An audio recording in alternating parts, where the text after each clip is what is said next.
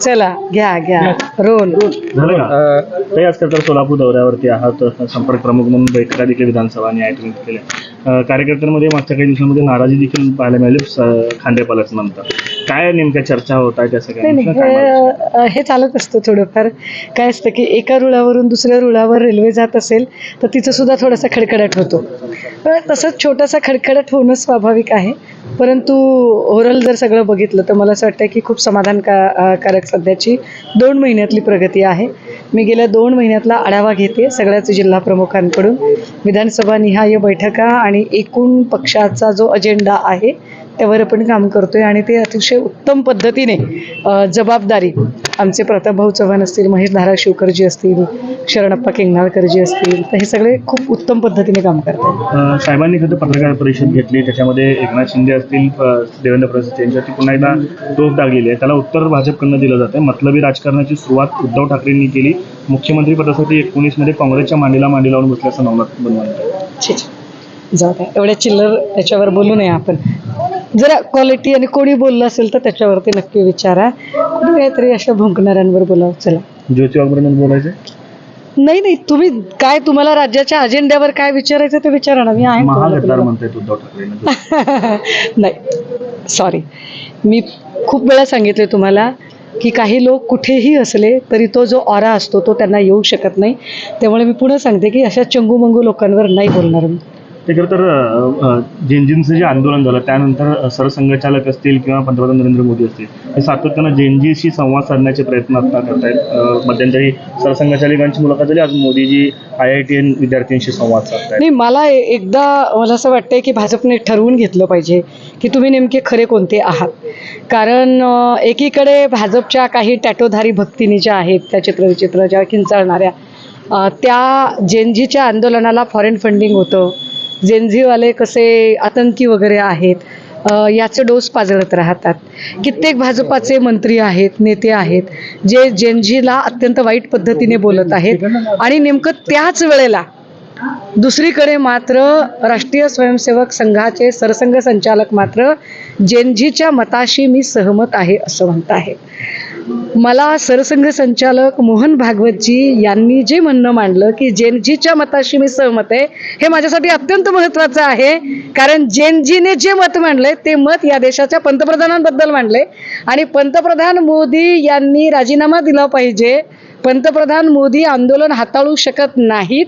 पंतप्रधान मोदी गेली 2 आठवडे संसदेचं अधिवेशन असतानाही या राज्याचे गृहमंत्री किंवा या राज्याचे पंतप्रधान हे लोकांना आपल्या घरी बोलवून भेटतायत, पण पत्रकारांना सामोरे जाऊन ते बोलत नाहीयेत.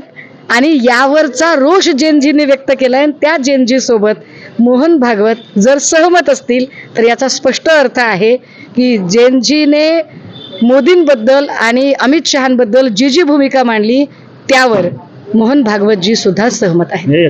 तुम्ही जी भूमिका मांडता किंवा विरोधक जी भूमिका जेनजींबद्दलची बोलत होते तीच भूमिका सरसंघचालकांनी मांडली आणि त्यामुळे कदाचित अंबादास दानवेंनी आज सरसंघचालकांची भेट घेतली, त्यांच्या कार्यक्रमाला उपस्थित नव्हते.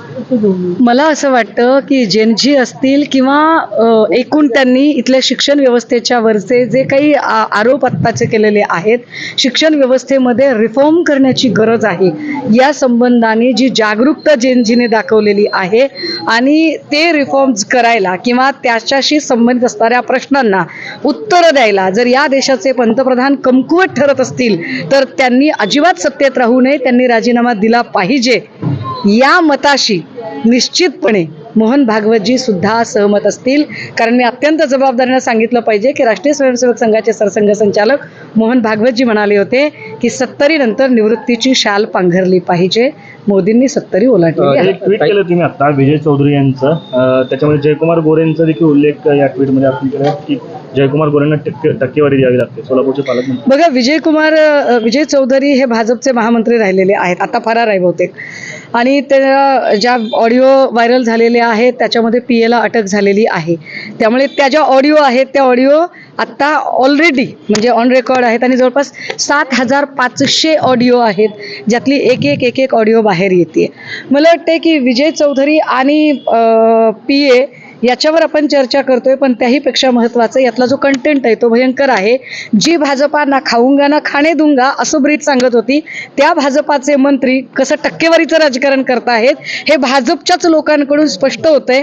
मला कधी कधी असं वाटतं की हे सोलापूरमध्ये आल्यावर माझ्या हाताशी नेमकं लागावं, की भाजपच्या महामंत्र्यांनी प्रसारित केलेली ऑडिओ ती माझ्या हाताशी लागावी. याचा अर्थ सोलापूर भाजपामध्ये जयकुमार गोरेंच्या बद्दल किती असंतोष आहे हे स्पष्ट दिसत आहे.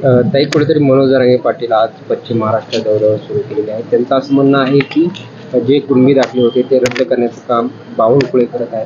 त्याच्यावरून त्यांनी शिंदे साहेब असतील किंवा फडणवीस साहेब, मी कालही त्याच्यावर बोलले की शिंदेंना मराठा मॅन होण्याची घाई लागली आणि त्यांनी मराठा मॅन होण्याची घाईच्या नादामध्ये अत्यंत घाई गडबडीमध्ये फार अभ्यास न करता किंवा ज्याला एक काय म्हणता येईल एक सॉलिड आणि व्हॅलिड डॉक्युमेंट जे बनवून असतं ते सॉलिड आणि व्हॅलिड डॉक्युमेंट केलं नाही. तर दुसरीकडे शिंदेंना मराठा मॅन म्हणून एस्टॅब्लिश होऊ द्यायचं नाही, किंबहुना मराठा आणि ओबीसीतला वाद कायम चिघळतच राहिला पाहिजे, त्यातच आपलं भलं आहे, फोडा आणि राज्य करा ह्या नीतीसाठी जाणीवपूर्वक फडणवीसांनी केलेली चाल. पण शिंदे आणि फडणवीसांच्या कुरघोडीच्या राजकारणात इथल्या सर्वसामान्य मराठ्यांचं मात्र नुकसान होत आहे. त्यामुळे सत्ताधाऱ्यांमधला कलगीतुरा त्यांना काय रंगवायचा आहे तो त्यांनी रंगू द्यावा. शिंदे आणि फडणवीसांनी एकमेकांवर कुरघोड्यांचं राजकारण खुशाल करावं, पण या कुरघोड्यांमध्ये त्यांनी सर्वसामान्य मराठ्यांचा बळी घेऊ नये ही मात्र आमची अपेक्षा आहे. खरं तर तुम्ही सोलापूरला आलेला आहात. संजय राऊत आणि जयकुमार गोरे यांच्यात मध्यंतरी काही वाद सुरू होते आणि त्यानंतर तुम्ही सोलापूरला येता आणि तीच क्लिप तुमच्या ऑडिओ क्लिपमध्ये लागली. तुम्ही आता बिटवीन द लाईन सांगण्याचा प्रयत्न देखील केला. एकदा उलगडून सांगता काय नेमकं? नाही, मी परत एकदा आपल्याला उलगडून सांगते, असे खूप भाजपाचे लोक आहेत, सोलापूर भाजपामधले आहेत, महाराष्ट्र भाजपातले आहेत की ज्यांच्या मनात एक प्रचंड रोष आहे, राग आहे, एक अस्वस्थता आहे. जुने विरुद्ध नवे हा जो संघर्ष सध्या भाजपामध्ये चालू आहे, कारण नवे येऊन आयत्या पिठावर रेगोट्या ओढत आहेत आणि जुन्यांना मात्र त्यांच्या तोंडाला पाणी पुसण्याचा प्रकार होतोय. त्यातच ज्या पद्धतीने जयकुमार गोरेंनी सोलापूरमध्ये एकूण कार्यपद्धती अवलंबिली आहे की सगळं मीच खाईल, ते काय म्हणतात सोलापूरच्या भाषेत, मुसरं सुद्धा देणार नाही, हे जे आहे हे अत्यंत वाईट आहे. आणि त्यामुळे जयकुमार गोरेंच्या विरोधात एक पक्षांतर्गत मोठा असंतोष आहे. अशातल्याच काहींनी काही ऑडिओ काही डॉक्युमेंट, मी उद्या त्याच्यावर बोलेन, उद्याच्या पत्रकार परिषदेत मी बैजवार त्याच्यावर बोलेन की अशा अनेक गोष्टी ते आमच्यापर्यंत पोचवतात. त्यांना वाटते की कोणीतरी त्यांचं दुःख, ते जे सनातन दुःख आहे ते कोणीतरी वाटून घेतलं पाहिजे. मी फक्त तुमच्यापर्यंत ऑडिओ पोहोचवण्याचं काम केलंय, परंतु जयकुमार गोरे आणि जयकुमार गोरेंचे बंधू किंवा एकूण त्यांची जी टीम आहे ही भाजपमधल्या इतर लोकांना अजिबात त्या सत्तेचा आस्वादच घेऊ देत नाहीये. आणि हे सोलापूर भाजपाचं दुःख आहे की एक सोलापूरच्या बाहेरचा कोणीतरी येतोय आणि तो सोलापूरकरांवर राज्य करतोय. ताई, संजय राऊत आणि जयकुमार गोरेंचा जो वाद चालू होता त्यावर तुम्ही एक प्रतिक्रिया दिलेला होता की त्या ठिकाणी कुणाला डॉक्टरेट काय मिळाले, काय सर्वत्र ट्रेंड त्यावर नाही, मला माहित नव्हतं की गोरेंचं नाव एवढं ट्रेंडिंगमध्ये का चाललंय. मला असं वाटलं की गोरेंच्यासाठी कुणीतरी फार मोठी काहीतरी पदवी बहाल केली आहे का काय चाललंय. मग नंतर मला कळलं की ती पदवी काय होती काय नाही ते. परंतु आपण जे म्हणताय ना की गोरे आणि राऊतांचा वाद, तर वाद किंवा चर्चा ही नेहमी बरोबरीच्या लोकांमध्ये होती. गोरे नेते संजय राऊत यांची बरोबरी करू शकत नाही, कारण सन्माननीय संजय राऊत साहेब हे संघटनेसोबत ज्या कठीण काळात उभे आहेत त्याच्या पासंगालाही जयकुमार गोरे असू शकत नाहीत. मी पुन्हा तेच वाक्य रिपीट करेल की काही लोक आमदार झाले, खासदार झाले, मंत्री जरी झाले तरी त्यांना तो ऑरा मिळणे कठीण असते. तो ऑरा गोष्ट करताय, परंतु जयकुमार गोरे म्हणतायत की कोण संजय राऊत नाही. त्याच्यात मला वाटतंय त्याच्या पुढचं व्हर्जन सुद्धा नंतर तुम्ही बघितलं असेल की ते जयकुमार गोरे कशा पद्धतीने पार्लमेंटरी ऑन रेकॉर्ड सन्माननीय संजय राऊत साहेब असं बोलत आहेत. त्यामुळे जयकुमार गोरे कोण आहेत, जरी ते म्हणाले की संजय राऊत कोण आहे ते मला माहीत नाही, माहीत असतानाही, पण तुम्ही जर मला विचाराल ना जयकुमार गोरे कोण आहेत तर मला ते माहीत आहेत. बरं का, मला गोरे माहीत आहेत, मला गोरे अतिशय चांगल्या पद्धतीने माहीत आहेत. फलटण साताऱ्यामध्ये ज्यांच्यावर एका महिलेने तक्रार दाखल केली होती ते जयकुमार गोरे मला चांगले माहीत. ज्या जयकुमार गोरेंच्याबद्दल अनेकांच्या जमिनी हडप केल्याच्या तक्रारी आहेत ते जयकुमार गोरे मला उत्तम पद्धतीने माहिती आहेत. ज्या जयकुमार गोरेंनी बाहेरच्या जिल्ह्यातून येऊन सोलापूर भाजपवाल्यांचा अगदी नाकी 9 आणलेत ते जयकुमार गोरे मला चांगले माहिती आहेत. ज्या जयकुमार गोरेंबद्दल विजय चौधरीच्या ऑडिओ क्लिपमध्ये ते 10% कामं घेतात ते जयकुमार गोरे मला चांगले माहिती आहेत. पुढे बोला. जरांगे पाटील म्हणतात की एकनाथ शिंदेपेक्षा उद्धव ठाकरे बरे अशी म्हणण्याची वेळ आहे. असू शकतं. काही गोष्टी उशिराने कळतात. मी म्हटलं ना, माझ्या पक्षप्रमुखांचा एक प्रॉब्लेम आहे. काय प्रॉब्लेम आहे तर माझ्या पक्षप्रमुखांना मार्केटिंग करता येत नाही. शिंदेसाहेब कसं हवेत चलता चलता विमान थांबून मार्केटिंग करू शकतात, तर त्यांच्याकडे मार्केटिंग स्किल उत्तम आहे. माझे पक्षप्रमुख मात्र मार्केटिंगमध्ये थोडे कमी पडतात. त्यामुळे त्यांचा जो हातगुण आहे तो लोकांना जरा उशिरा कळतो. काही हरकत नाही, आम्ही त्यांच्याही मताचं स्वागत करतो. सोलापूर जिल्हा परिषदेचं एक सभागृह आहे, त्या सभागृहाचं जे आहे ते नाव बदलण्याचा ठरवलेलं आहे. शिवरत्न असं जे आहे ते पूर्वीचं नाव होतं, आता स्वर्गीय अटल बिहारी वाजपेयींचं नाव जे आहे मला वाटतंय मोहिते पाटलांच्या काहीतरी वडिलांच्या नावाशी संबंधित असणारं साधर्म्य असणारं ते नाव होतं बहुतेक, आणि त्यामुळे त्याच्यातला जो वाद आहे तो वाद उफाळून आलेला आहे. परंतु सोलापूरमधल्या सध्याचा सगळ्यात बर्निंग इश्यू काय आहे तर जरी उजनी धरण भरलं असलं तरी सोलापूरच्या शेती मातीला पुरेसा पाऊस झालेला नाही. जी एक वेळची पेरणी केली होती ती धूळ पेरणी झाली. दुसऱ्यांदा पेरणी करताना बोगस बियाणं उगवलेलं नाही. त्यामुळे ह्या महत्त्वाच्या विषयांवर चर्चा करणं जास्त गरजेचं आहे. हे ज्वलंत मुद्दे सोडून मला नाही वाटत की मी नॉन इश्यूजवर भांडत बसावं. जरांगे पाटील असं म्हणतात की मला कधीही अटक होऊ शकते की माझ्या सभांवरती वगैरे दगडफेक होऊ शकतो. आज तुम्ही गंभीर आरोप केले.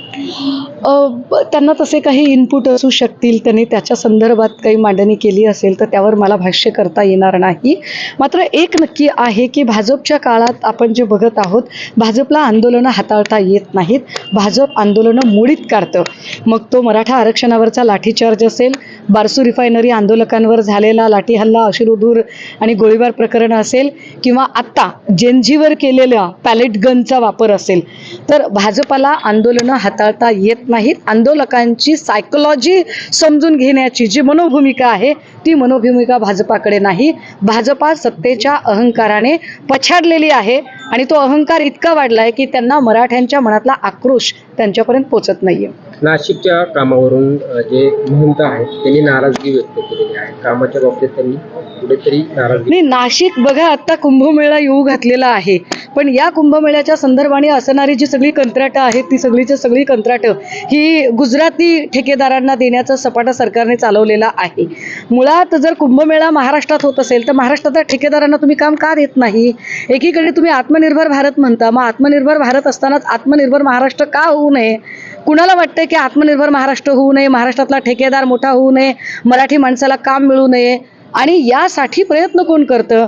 कारण शेवटी कंत्राटं देण्या घेण्याचं जे काम आहे ते मुख्यमंत्री उपमुख्यमंत्री स्तरावरचं आहे. त्या ठिकाणी ही सगळी निर्णय प्रक्रिया राबवण्यासाठीची जी की पर्सन आहे ते गिरीश महाजन आहेत. मग गिरीश महाजन हे संकटमोचन जरी भाजप म्हणत असली तरी गिरीश महाजन सध्या गुजरातच्या ठेकेदारांच्या साठीचे कंत्राट मोचन झालेले आहेत का? कारण त्यांच्यामुळे हा सगळा प्रॉब्लेम तयार होतो.